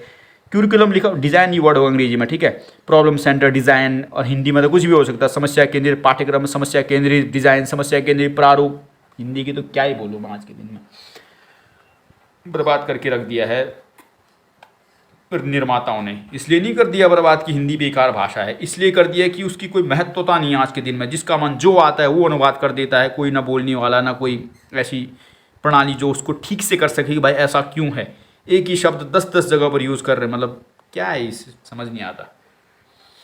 इसलिए आज के दिन में अंग्रेजी को इतना महत्व दिया जा रहा है, क्योंकि महत्व भी होना भी चाहिए एक प्रकार से देखा जाए तो। भाई एक शब्द होता है अंग्रेजी का, और हिंदी में तो क्या ही बोलूँ मैं यार, अब खुद ही मैं इतने कन्फ्यूज़ होता हूँ कई बार कि मुझे ढूंढने में इतनी समस्या हो जाती, क्योंकि हिंदी के 10 शब्द होंगे, अंग्रेजी का एक शब्द होगा, आदमी कंफ्यूज रहेगा। फिर मैंने आपको पहले भी बताया था कि अंग्रेजी में एक ही शब्द था, डिसएबल वर्ड था, और हिंदी में उसको विकलांग, दिव्यांग, पता नहीं क्या क्या लिखा था, अंग्रेजी का एक ही शब्द डिसएबल, हिंदी में क्या ही बताऊँ मैं यार। चलो छोड़ो, तीसरा देखते हैं समस्या केंद्रित प्रारूप। समस्या केंद्रित प्रारूप एक ऐसा पाठ्यक्रम होता है जिसमें समस्या को केंद्र में रखा जाता है और उस समस्या का समाधान ढूंढने पर बल दिया जाता है, ठीक है। क्या है, नाम क्या है, समस्या केंद्रित। समस्या को केंद्र में रखो और समस्या के इर्द गिर्द बच्चों को प्रमोट करो कि उस समस्या का हल ढूंढ के दिखाए। बच्चों का पूरा फोकस समस्या के समाधान पर होता है। ऐसे पाठ्यक्रम को समस्या केंद्रित पाठ्यक्रम कहते हैं। पहला पाठ्यक्रम जिसमें पुस्तक केंद्र में रखी गई थी, पूरा महत्व किताब का था, बच्चे का कोई महत्व नहीं था। दूसरा पाठ्यक्रम जिसमें बच्चा केंद्र में था, किताब का महत्व नहीं, गुरु का महत्व नहीं, किसी का महत्व नहीं, बच्चे की रुचि को ध्यान दो। तीसरा पाठ्यक्रम समस्या के समाधान पर है, इसमें बाकी चीज़ गौण है, समस्या पर फोकस है कि भाई समस्या का समाधान कैसे होगा, तो इसको समस्या केंद्रित पाठ्यक्रम कहते हैं। समस्या केंद्रित पाठ्यक्रम वह पाठ्यक्रम होता है जिसका निर्माण समस्या के समाधान को केंद्र में रखकर किया जाता है। इस पाठ्यक्रम में बच्चों के सामने कोई समस्या रखी जाती है और बच्चे उसके समाधान का प्रयास करते हैं, अपनी अपनी राय देते हैं। समस्या प्रायः बच्चों के जीवन से संबंधित या सामाजिक होती है। इस प्रकार के पाठ्यक्रम से बच्चों में सामाजिक मुद्दों के प्रति जागरूकता और समस्या समाधान की प्रवृत्ति का विकास होता है। तो बहुत सरल शब्दों में यहाँ पर मैंने लिखा हुआ है कि भाई एक ऐसी जो पाठ्यक्रम है जिसमें समस्या के समाधान को केंद्र में रखा गया है कि समस्या है उसका समाधान कैसे होगा। इस प्रकार का जो पाठ्यक्रम होता है उसमें केंद्र में रखा गया समस्या समाधान को। बच्चे उस समस्या पर अपनी अपनी राय देते हैं, उनकी राय टीचर के द्वारा सुनी जाती है और इस प्रकार जो मेन समस्या होती है या तो बच्चों के उनके सामाजिक जीवन से होगी, उनके जीवन से होगी, या फिर वो समाज कहाँ लिखा था मैंने, हाँ, इस सामाजिक जीवन से होगी या बच्चों के अपने जीवन से संबंधित ज़्यादा समस्या होती है। मान लें सामाजिक जीवन से समस्या कोई दे दी बच्चों को कि हमारे देश में दहेज प्रथा एक बेकार प्रथा है, इस पर बताओ इस समस्या क्या है, समाधान क्या। तो बच्चों ने उस पर डिस्कस किया। उनके और सामाजिक जीवन से कुछ समस्या दे दी कि यहाँ प्रदूषण की समस्या है, ये है, देश में इतनी अधिक बेरोजगारी है, इस बेरोजगारी को कैसे कम कर सकते हैं। तो आपने एक समस्या दे दी बच्चों को और बच्चे उस पर सोचते रहेंगे फिर अच्छा देश में बेरोजगारी है, ऐसे खत्म होगी, ऐसी खत्म होगी। तो बच्चे उस पर अपनी राय देते रहते हैं समस्या के ऊपर, इसलिए नाम ही रखा गया समस्या केंद्रित, ठीक है। तो मुझे उम्मीद है आपको समझ आया होगा। तो अब देखते हैं समस्या केंद्रित पाठ्यचर्या के लाभ क्या हैं। इसके लाभ देखते हैं। पहला, जब बच्चा किसी समस्या का समाधान खुद से करता है तो इस प्रकार के ज्ञान को वह आसानी से भूलता नहीं है, वह ज्ञान स्थायी हो जाता है। तो बिल्कुल है, इससे बच्चे की जो नॉलेज विकसित होती है ना, वो स्थायी प्रकृति की होती है, परमानेंट टाइप की होती है। बच्चे ने यदि किसी समस्या का समाधान ढूंढा ना तो ज्ञान को फिर आसानी से भूलता नहीं है, इसलिए बच्चों में ज्ञान स्थायी प्रकृति का बनता है इस प्रकार के क्यूरिकुलम डिज़ाइन से। तो यही समझा, जब बच्चा किसी समस्या का समाधान खुद से करता है तो इस प्रकार के ज्ञान को वह आसानी से भूलता नहीं है, वह ज्ञान स्थायी हो जाता है। दूसरा, इस प्रकार के पाठ्यक्रम से बच्चों में सामाजिक मुद्दों के प्रति जागरूकता पैदा होती है, जो बच्चों को एक सजग और जागरूक नागरिक बनाती है। तो कितनी अच्छी बात है कि बच्चे में समाज के मुद्दे जो हैं, जो आज के दिन में मुद्दे हैं, उनके प्रति जागरूकता पैदा होती है और एक अच्छा नागरिक बनता है। तो बिल्कुल बहुत अच्छी बात है। नए नए उसके सामने पॉइंट दिए जाते हैं कि समाज में ऐसा हो रहा है, इस पर बताओ। तो बच्चा जागरूक होता है कि अच्छा समाज में ऐसा भी हो रहा है, हमारी तरह नहीं कि चीज़ों को रटा दो हड़प्पा सभ्यता के बारे में और बच्चे को पता भी नहीं है कि वर्तमान में देश में क्या चल रहा है। तो जागरूकता पैदा होती है सामाजिक मुद्दों के प्रति बच्चों में। तो अच्छा पॉइंट है ये भी। अगला, बच्चों के सामने समस्या रखी जाती है और बच्चे उसके समाधान ढूंढने का प्रयास करते हैं। इससे बच्चों में चिंतन मनन और स्मरण शक्ति का विकास होता है। वाह, क्या पॉइंट है यार, कि बच्चों के सामने आपने समस्या रख दी है कि बताओ बच्चे इस पर समस्या का समाधान बताओ, आपके क्या क्या पॉइंट है। तो बच्चा उस पर सोचेगा ना, चिंतन मनन करेगा, उससे स्मरण शक्ति बढ़ेगी, बच्चे की सोचने की क्षमता बढ़ेगी, निर्णय लेने की क्षमता बढ़ेगी। तो बहुत अच्छा पॉइंट है भाई, स्मरण शक्ति का विकास होता है इस प्रकार के। जो पहली वाली थी उसमें हो रहा था स्मरण शक्ति का विकास? बिल्कुल नहीं, गधा बना रहे थे बच्चे को, पूरे चीज को हटा दो, स्मरण शक्ति का विकास ही कहाँ होता था उसमें। दूसरे वाले में भी नहीं होता था, क्योंकि बच्चे को केंद्र में रखा आपने, उसमें तो आपने सोचने का मौका ही नहीं दिया, वो खुद ही गोबर गणेश करते हुए मतलब सीख रहा है चीज़ को। यहाँ पर आपने उसको सोचने का मौका दिया कि भाई बता, इस समस्या का समाधान बता, देश में बेरोजगारी है तो बेरोजगारी कैसे खत्म हो सकती है, पॉइंट बता। तो बच्चा सोचेगा कि हाँ कैसे खत्म होगी यार, तो सोचेगा ना दिमाग में। अगला, प्रत्येक छात्र समस्या के समाधान का प्रयास करते हैं, जिससे छात्रों में प्रतिस्पर्धा की भावना का विकास होता है, जो छात्रों के व्यक्तित्व निर्माण में अहम भूमिका निभाता है। कितनी बड़ी बात है कि प्रत्येक बच्चा को समस्या समाधान का अवसर मिलता है कि बताओ। तो छात्र में आपस में प्रतिस्पर्धा होती है, हर कोई सोचता है कि यार मैं इसका अच्छा उत्तर दूं, मैं अच्छा उत्तर दूं, टीचर के सामने सबसे अच्छा उत्तर मेरा हो। तो इससे उनका क्या होगा, प्रतिस्पर्धा का विकास होता है, जिससे व्यक्तित्व निर्माण में सहायक होता है। पर्सनैलिटी डेवलपमेंट होती है बच्चे की, आगे जाके हिचकिचाता नहीं है, शर्म नहीं आती है कहीं पर बोलने में। तो ये बहुत अच्छा है। हमारे समस्या हमारे में यही तो होती थी कि जो हम होते थे बस हमने रट दिया चीज़ों को, और अगर स्टेज पर खड़े हो तो हाथ पाँव नाक सब कांपते थे हमारे। आज भी होता है, क्यों? क्योंकि इस प्रकार के हमारे भीतर व्यक्तित्व का विकास हुआ ही नहीं ना, कभी ऐसा सामना ही नहीं किया बोलने का, ऐसा तो फिर होता ही है। और वास्तविकता भी है, एक गाँव के लड़के को आप शहर में ही लेकर खड़ा कर दो कहीं पर, तो एकदम से वो पसीना पसीना छूट जाता है। समस्या यही है। अगला देखते हैं, इस प्रकार के पाठ्यक्रम से बच्चों को अपने ज्ञान समझ अनुभव आदि का उपयोग करने का अवसर मिलता है। बिल्कुल, कि बच्चे के अंदर जो ज्ञान है, उसकी जो समझ है, उसका जो अपना अनुभव है, उसका प्रयोग करने का अवसर मिल रहा है। क्योंकि टीचर ने पूछा भाई समस्या का समाधान बता, तो अपना उपयोग करेगा वो। इस प्रकार के पाठ्यक्रम से शिक्षक छात्र अंतःक्रिया को बढ़ावा मिलता है। छात्र शिक्षकों के संपर्क में रहते हैं, जिससे छात्रों में अनुशासन की प्रवृत्ति का विकास होता है। यानी शिक्षक छात्र अंतःक्रिया, रोज रोज यदि कोई शिक्षक सवाल पूछेगा तो बच्चे भी उसके नज़दीक जाते हैं कि घुल मिल रहा है टीचर हमसे। और जब ऐसा होगा तो इससे क्या होगा, बच्चों में अनुशासन की प्रवृत्ति बढ़ेगी, गुरु के प्रति आदर की प्रवृत्ति बढ़ेगी, वो बेहतर बच्चा बनेगा। गुरु से छिपने का, उससे भागने का प्रयास नहीं करेगा, उसके करीब जाने का प्रयास करेगा। तो बहुत अच्छा ही भी है। अगला, इस प्रकार के पाठ्यक्रम में बच्चों को रुचि आती है, उनका उत्साह बढ़ता है, अर्थात कक्षा में टाइम पास नहीं करते हैं बल्कि सक्रिय रूप से भागीदारी निभाते हैं। तो ये भी अच्छा पॉइंट है कि जो इस प्रकार का जो पाठ्यक्रम होता है बच्चों में रुचि उत्साह उमंग पैदा करता है। बच्चों को टाइम पास करने के लिए क्लास में नहीं करते, बल्कि वो सक्रिय रहते हैं कि हाँ मैं भी इसका समाधान दूंगा, मैं भी अच्छा बोलूँगा, मुझे भी शाबाशी चाहिए, मैं भी कक्षा में मतलब लोग मुझे भी सराहे कि हाँ बहुत अच्छा उत्तर देता है। तो ये है, और ये होता भी था ना बहुत भाई। मैंने आपको पहले भी बोला था कि जब आप मतलब बहुत बड़ी क्लास है और क्लास में आपका सबसे अच्छा उत्तर है तो भाई हर कोई प्रशंसा करता है, हर कोई यार बहुत अच्छा बहुत अच्छा। आपके टाइम में भी ऐसा होता था और हमारे टाइम में भी ऐसा होता था। ज़्यादातर तो ये जो इस प्रकार के सवाल जो पूछे जाते थे वो एक टीचर था, वैसे तो क्लास में बाकी तो कम पूछते थे। मैंने कहा था ना, रावत खाड़ू करके था एक सराय खेत का, तो इतिहास पढ़ाता था, वो ज़्यादा सवाल पूछा करता था। मैं भी कई बार उत्तर दे देता था। ज़्यादातर वो क्लास में 2-3 बार तो पूछ ही लेते सवाल को कि बताओ वो क्या था, वो ऐसा क्या है। हमारी उस समय तो बहुत कहाँ इतनी जानकारी थी कि कौन चीज़ें कहाँ है, 10वीं तक रटते रहे चीज़ों को, तो पूछता रहता बीच बीच में चीज़ों को। ठीक है, तो ऐसी प्रवृत्ति तो बच्चों की अच्छी टेंडेंसी होती है, फिर हाँ वो आदर करते रहते कि हाँ यार ऐसा, और आगे बढ़ता है, मतलब रुचिकर होती है क्लास। अगला, इस प्रकार का पाठ्यक्रम बच्चों के सर्वांगीण विकास हेतु सहायक होता है। तो बच्चों का सर्वांगीण विकास होता है, भौतिक विकास तो हो ही रहा है, शारीरिक मानसिक आध्यात्मिक सामाजिक पारिवारिक सभी प्रकार का, कि बच्चा सक्रिय रूप से भागीदारी निभाता है। तो मुझे उम्मीद है कि आपको समझ आए होंगे सकारात्मक पॉइंट। अब इसकी सीमाएं भी देखते हैं। प्रॉब्लम सेंटर डिज़ाइन की क्या सीमा है? पहली सीमा देखते हैं, ऐसा पाठ्यक्रम केवल छोटी कक्षा अर्थात जिन कक्षाओं में कम बच्चे होते हैं लाभकारी होता है। बड़ी कक्षा के लिए लाभकारी नहीं होता, क्योंकि किसी समस्या पर सभी बच्चों की राय जानना एक शिक्षक के लिए काफ़ी कठिन काम भी है। तो अच्छी बात है भाई कि ऐसा जो पाठ्यक्रम है ना, छोटी कक्षा, यानी छोटी कक्षा का ये मतलब कि जहाँ पर कम बच्चे हो, 10-12 बच्चे हो, उसके लिए ठीक है। अब 70-80 बच्चों की क्लास है, वहाँ पर कोई समस्या दी तो हर बच्चे की राय कब तक सुनता रहेगा टीचर? इसलिए तो फिर 1 घंटे की क्लास ही है, तो फिर पढ़ाएगा कब वो? तो समस्या पहली तो यही है कि छोटी क्लासों के लिए उपयोगी है जिसकी संख्या कम हो। बहुत भारी भरकम क्लास के लिए सही नहीं है, क्योंकि हर बच्चे की राय को जानना एक टीचर के लिए बहुत कठिन काम है।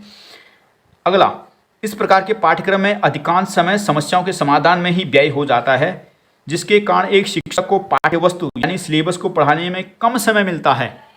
आया दीदी। तो इस प्रकार के पाठ्यक्रम में अधिकांश समय समस्या के समाधान में व्यय हो जाता है, जिसके कारण एक शिक्षक को पाठ्यवस्तु यानी सिलेबस को पढ़ाने के लिए कम समय मिलता है। ठीक है, तो इस प्रकार का जो पाठ्यक्रम होता है उसमें सिलेबस भी होता है, लेकिन मेन फोकस किस पे है? समस्या समाधान पर। समस्या को केंद्र में रखा गया। अब दिन भर समस्या पे मैं फोकस कर रहा हूँ कि हाँ बच्चों बताओ, तो फिर जो पाठ्यक्रम जो निर्धारित है उसको कब पढ़ाऊंगा मैं? तो ये समस्या ये भी है कि 70 बच्चों से मैं सवाल पूछ रहा हूँ तो पूरा 30 मिनट तो उसी में चला गया, फिर कब पढ़ाऊंगा उनको? तो ये भी समस्या है इसकी।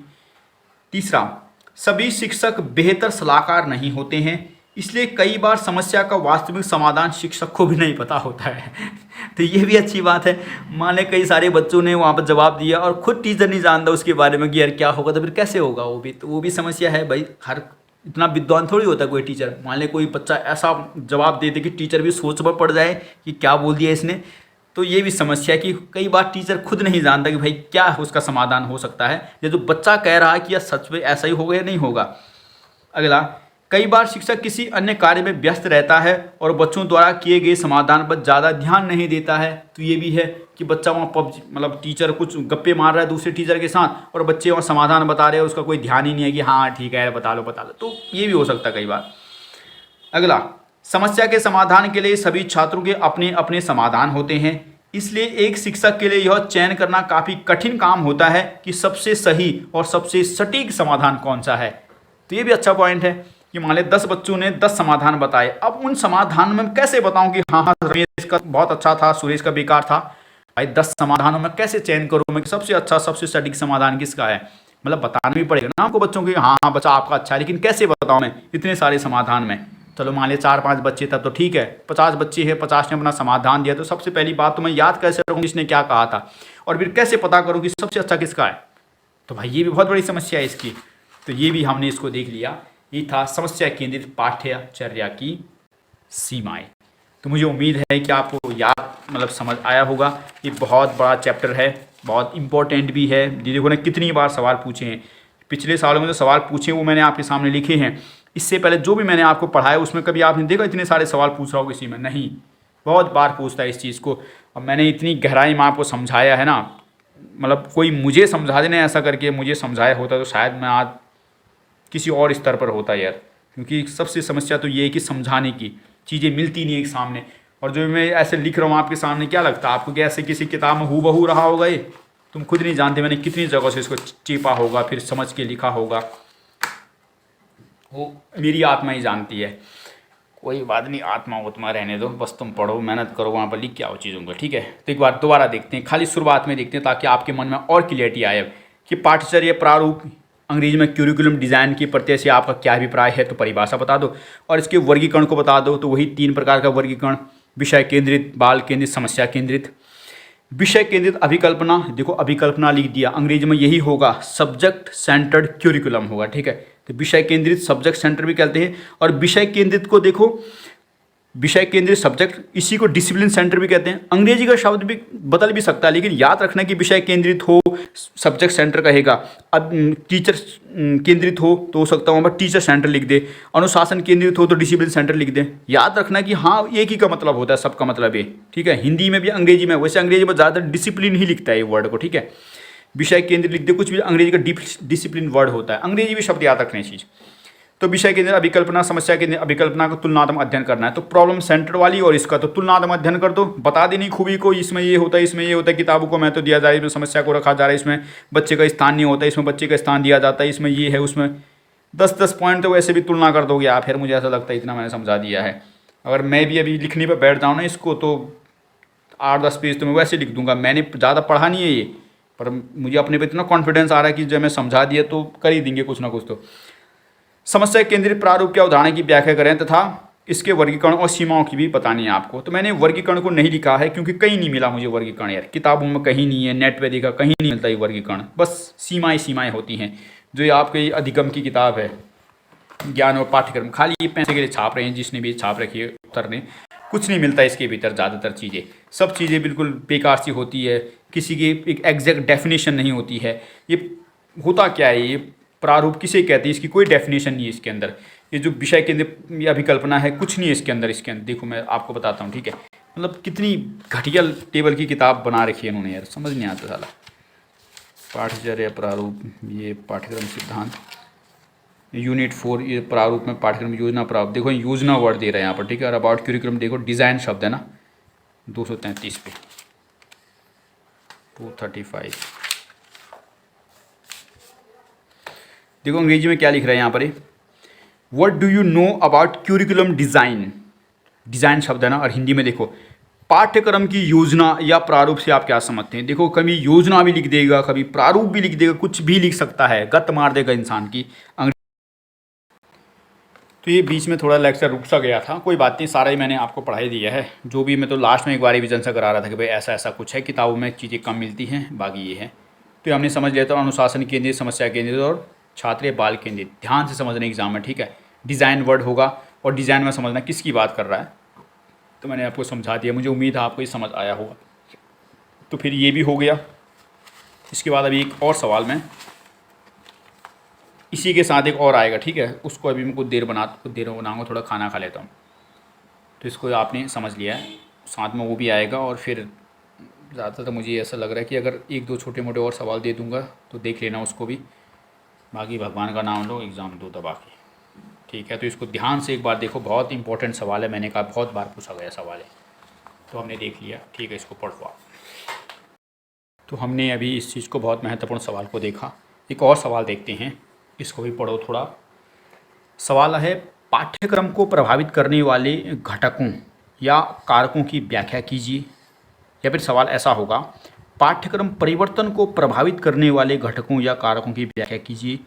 या फिर पाठ्यक्रम विकास को प्रभावित करने वाले कारकों की व्याख्या कीजिए। ध्यान से देखना सवाल। एक सवाल ऐसे ही मैं पहले आपको मैंने पढ़ाया था, याद आ रहा है, जब मैंने आपको पढ़ाए थे पाठ्यक्रम के घटक बताइए। घटक पूछा था ना मैंने, तो मैंने बताया कि भाई घटक यानी जिनसे मिलकर कोई चीज़ बनी है। तो वहाँ पर मैंने 4 चीज़ें बताई थी आपको कि सबसे पहले उद्देश्य होता है, फिर कंटेंट होता है, फिर टीचिंग मेथड होता है और फिर मूल्यांकन होता है। चित्र बनाया था। तो पाठ्यक्रम के घटक थे। और यहाँ ध्यान से देखो क्या कर रहा है, प्रभावित करने वाले घटक या कारक, ये यानी जिन जिन चीज़ों से पाठ्यक्रम पर प्रभाव पड़ता है, किन किन चीज़ों से पाठ्यक्रम चेंज हो सकता है, उसको घटक कहते हैं। तो दोनों सवालों को याद रखना है। जब आएगा पाठ्यक्रम के घटकों को बताइए, तो फिर किन किन से पाठ्यक्रम बन रहा था, उन चारों को बताना था। और सवाल आए पाठ्यक्रम को प्रभावित करने वाले घटक या कारक, तो फिर याद रखना कि प्रभावित हुआ पूछ रहा है, प्रभाव डालने वाला पूछ रहा है, बनाने वाला नहीं पूछ रहा। ये नहीं पूछ रहा कि पाठ्यक्रम किन घटकों से बन रहा है, ये पूछ रहा कि पाठ्यक्रम को कौन प्रभावित कर रहा है। तो दोनों अंतर है चीज़ों में। आप नोट्स आपके पास होगा, उसको एक बार देखो। पाठ्यक्रम के घटक लिखे थे मैंने। एग्जाम में कन्फ्यूज नहीं होना, उल्टा सीधा उत्तर लिख के नहीं आना उधर, ठीक है। इतनी मेहनत कर रहा हूँ मैं, तो ठीक से लिखना, ठीक वहाँ पर, ठीक है। तो सवाल कैसा भी हो, पाठ्यक्रम को प्रभावित करने वाले घटक पूछे, कारक पूछे, तो वही समझ लेना है कि हाँ किन किन से प्रभावित हो रहा है। जैसे मैं आपको पूछ लूँ कि ऐसे कौन कौन से लोग हैं जो आपको प्रभावित करते हैं, तो किन किन से आप प्रभावित होते, किन किन से आप पर प्रभाव पड़ता है। प्रभाव कैसा भी हो सकता है, सामान्य से मतलब यहाँ पर बदलाव से होता है। और मैं पूछ लूँ कि आप किन किन घटकों से बने हैं, तो 2 अलग अलग चीज़ें हैं ना भाई। आप किन किन से बने हैं और आपको कौन कौन प्रभावित कर रहा है, तो 2 अलग अलग चीज़ें हैं कि आप किन घटकों से बने हैं और आपको प्रभावित करने वाले घटक कौन से हैं। तो हमने घटक तो पढ़ लिए हैं कि आप किन से बने हैं, मतलब पाठ्यक्रम किन से बना है। अब उसको प्रभावित करने वाले घटक पूछ रहे हैं। कारक भी लिख सकता है, तो जो भी लिखा हो वही समझ लेना, ठीक है। तो मुझे उम्मीद आपको समझ लिया हो। अब समझते हैं इसको। पाठ्यक्रम को प्रभावित करने वाले घटकों के कारकों की व्याख्या कीजिए। या पाठ्यक्रम परिवर्तन को, वो भी आ जाए, परिवर्तन आ जाए, विकास आ जाए, जो भी आ जाए, जब भी आ जाए ना प्रभावित करने वाले, तो वही लिख देना है। वैसे तो अंतर होता होगा, लेकिन इतनी गहराई में थोड़ी जाना है, पीएचडी थोड़ी कर रहे हैं हम यहाँ पर, ठीक है। तो देखते हैं उत्तर में क्या है। एक छात्र द्वारा शिक्षक के संरक्षण में विद्यालय प्रांगण में की जाने वाली समस्त गतिविधियाँ, क्रियाकलापों को हम पाठ्यक्रम कहते हैं। तो वही पाठ्यक्रम की बार बार परिभाषा आ रही है। और पाठ्यक्रम को प्रभावित करने वाले अनेक घटक या कारक होते हैं जो पाठ्यक्रम को व्यापक रूप से प्रभावित करते हैं। इन घटकों या कारकों को हम निम्नलिखित सारणी के माध्यम से समझ सकते हैं।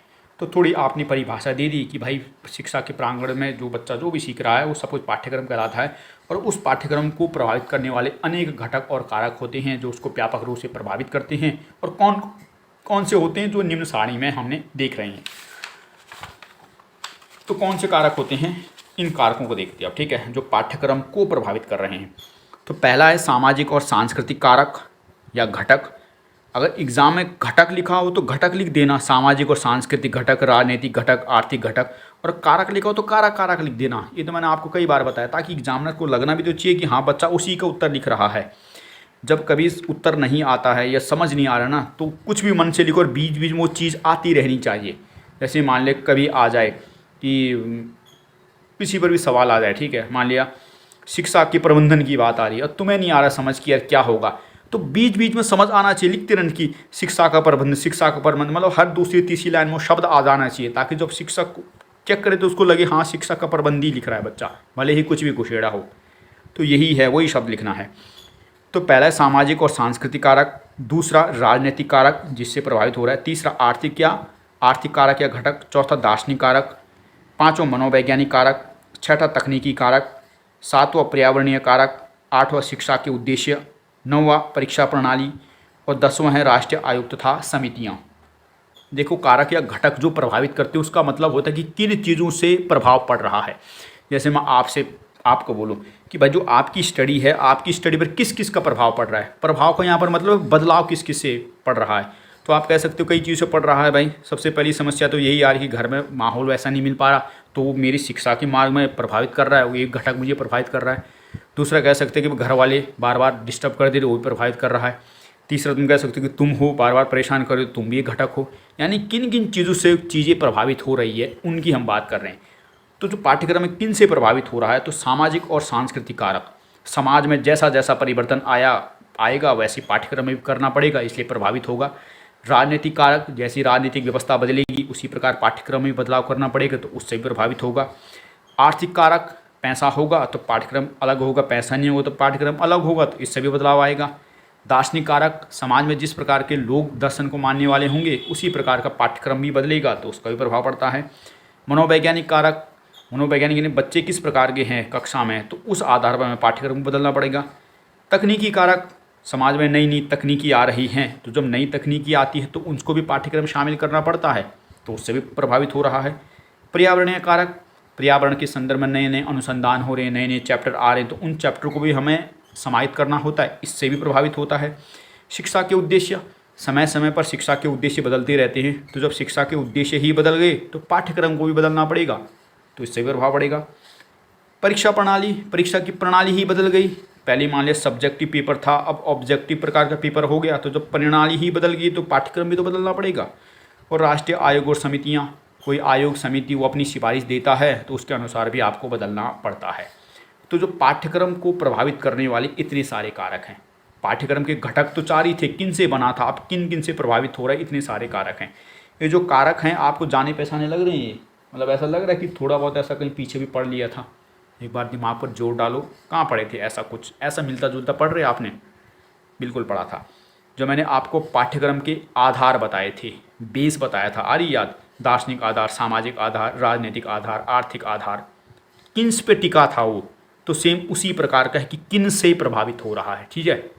तो देखो जो हमारा पेपर होता है वो लगभग एक दूसरे से मिलता जुलता है, कुछ पॉइंट वहाँ चेपने होते, कुछ पॉइंट यहाँ चेपने होते हैं, बस समझ होनी चाहिए, कॉन्सेप्ट ठीक है इंसान का तो चेप देता पॉइंटों को।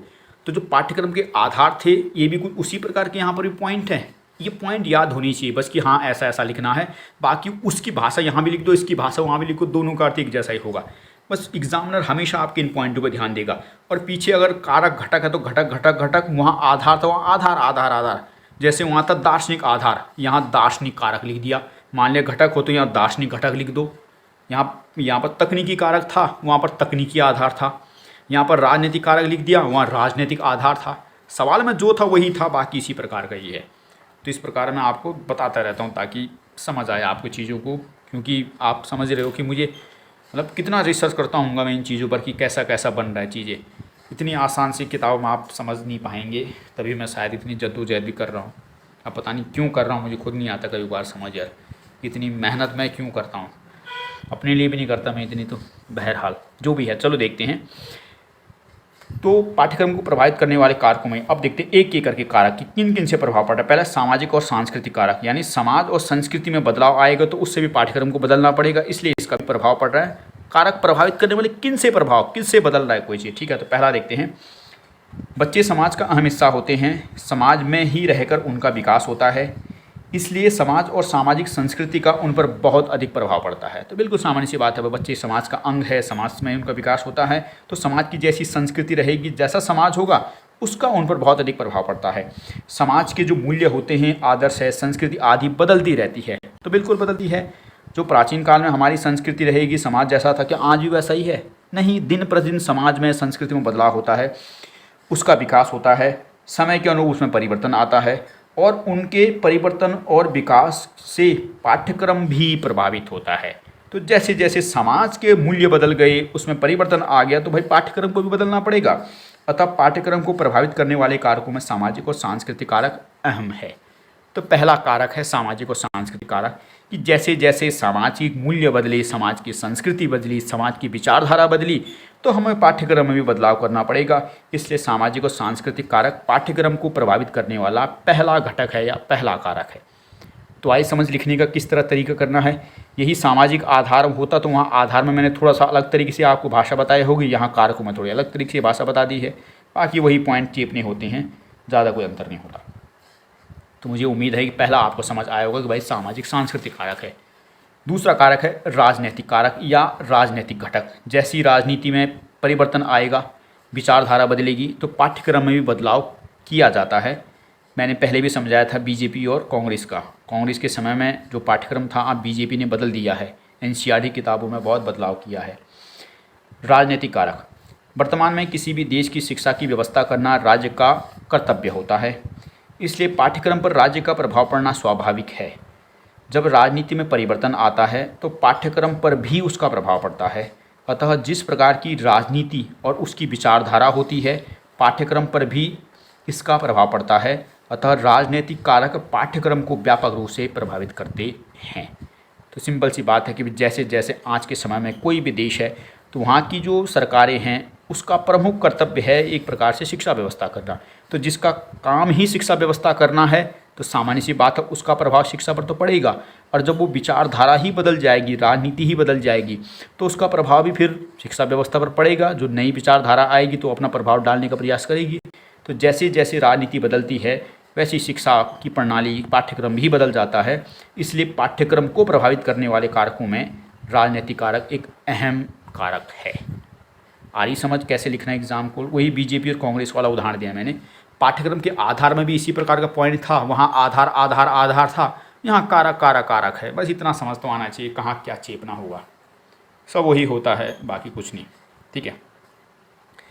तीसरा, आर्थिक कारक। किसी भी देश की आर्थिक स्थिति उस देश की शिक्षा व्यवस्था और पाठ्यक्रम को व्यापक रूप से प्रभावित करती है। जब अर्थव्यवस्था में नवीनतम परिवर्तन आते हैं तो उससे पाठ्यक्रम को भी काफ़ी अधिक बदलाव होता रहता है। तो वही करेगा भाई, किसी भी देश की जो इकॉनमी है वो व्यापक रूप से प्रभावित करती है पाठ्यक्रम को। यदि इकॉनमी में, वही वाला भी उदाहरण दे सकते हो मैंने, वहाँ अमीरी गरीब का दिया था। कोई देश अमीर है तो पाठ्यक्रम भी वहाँ व्यापक होगा, तकनीकी शिक्षा दी जाएगी। कोई देश गरीब है तो भाई वो मूलभूत शिक्षा भी नहीं दे पाएगा। और जैसी जैसी तकनीकी परिवर्तन आएगा ना समाज में, तो उसको भी समायोजित करना होगा आपको पाठ्यक्रम से। इसलिए आर्थिक कारक भी प्रभावित करता है। पॉइंट आप कैसे भी लिख सकते हैं, आपके दिमाग में है, बस ये मेन पॉइंट ये होंगे। अगला है दार्शनिक कारक। जिस प्रकार का दर्शन को समाज मानता है, उसी प्रकार के दर्शन का प्रभाव पाठ्यक्रम पर भी देखने को मिलता है। जैसा समाज जिस सब मानेगा दर्शन को, आदर्शवादी होगा तो आदर्शवाद ज़्यादा प्रभाव दिखेगा, भगवान, ईश्वर, मोक्ष आदि पर बल होगा। प्रकृतिवाद होगा तो प्राकृतिक चीज़ों को ज़्यादा महत्व होगा। प्रयोजनवाद होगा तो थोड़ा वैज्ञानिक दृष्टिकोण, मानववादी दृष्टिकोण होगा। याद आ रही नई चीज़ें? नहीं आ रही भाई, मैंने पढ़ी नहीं है, पर थोड़ी थोड़ी मुझे भी याद आ रही है। हालांकि ऐसा नहीं है कि मैंने पढ़ी नहीं है, बिना पढ़े कोई पढ़ा नहीं सकता किसी को, थोड़ी मेहनत तो मैंने भी की होगी। बहरहाल, जिस प्रकार का दर्शन समाज मानता है, उसी प्रकार के दर्शन का प्रभाव पाठ्यक्रम पर भी देखने को मिलता है। आज भारतीय समाज प्रकृतिवाद और प्रयोजनवाद की ओर अग्रसर होते हुए दिखता है, तो इसका प्रभाव भी हमें पाठ्यक्रम पर दिखाई देता है। तो आज जो हम भारतीय समाज है, हम देखते हैं कि थोड़ा प्रकृतिवादी हो रहा है, लोग थोड़ा महत्व देते हैं, हालांकि कहाँ दे रहे हैं, वैसे तो पाठ्यक्रम में तो दे ही रहे हैं, और थोड़ा वैज्ञानिक टेंडेंसी वाला हो रहा है कि चलो ठीक है भाई, थोड़ा मतलब अगर कुछ लोगों को छोड़ दिया जाए तो काफ़ी सारे लोग तो ये सोचते हैं कि चलो वैज्ञानिक प्रवृत्ति को अपनाते हैं, हाँ विज्ञान ठीक है, मोक्ष आदि कुछ नहीं होता, सब कल्पनाएं हैं। तो जैसे जैसे प्रकृति बदल रही है, मतलब प्राचीन समय में जो मोक्ष परलोक आदि पर लोग बल देते थे, आज उसकी तुलना में कम देते हैं, है ना। मध्यकाल प्राचीन काल तो ऐसा था कि सब कुछ बस भगवान ही है, सब कुछ परलोक ही है, सब कुछ मोक्ष ही है, लेकिन आज अधिकांश लोग ऐसा विश्वास नहीं करते हैं, वैज्ञानिक प्रवृत्ति की है। तो जब समाज की इस प्रकार दर्शन बदल रहा है तो सामान्य सी बात है पाठ्यक्रम में भी उसका प्रभाव देखने को मिलेगा।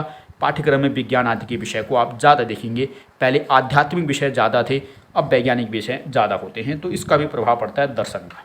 तो ये भी एक प्रकार का कारक था पाठ्यक्रम को प्रभावित करने वाला। आई समझ। अगला देखते हैं, और पेन गिर गई मित्रों। अगला देखते हैं मनोवैज्ञानिक कारक। कक्षा में अनेक प्रकार के बच्चे होते हैं, उनकी आयु, क्षमता, योग्यता, बौद्धिक स्तर, रुचि, अभिरुचि भिन्न भिन्न होती है। इसके अनुसार शिक्षण विधियों में भी बदलाव करना पड़ता है, अतः जिस प्रकार की आवश्यकता होगी उसी प्रकार की शिक्षा भी शामिल करनी पड़ती है। ठीक है, तो जैसे जैसे बच्चे कक्षा में बदलते रहते हैं उसी प्रकार पाठ्यक्रम को भी परिवर्तित करना पड़ता है। हमेशा एक जैसे बच्चे तो होंगे नहीं, एक ही क्षमता के होंगे नहीं।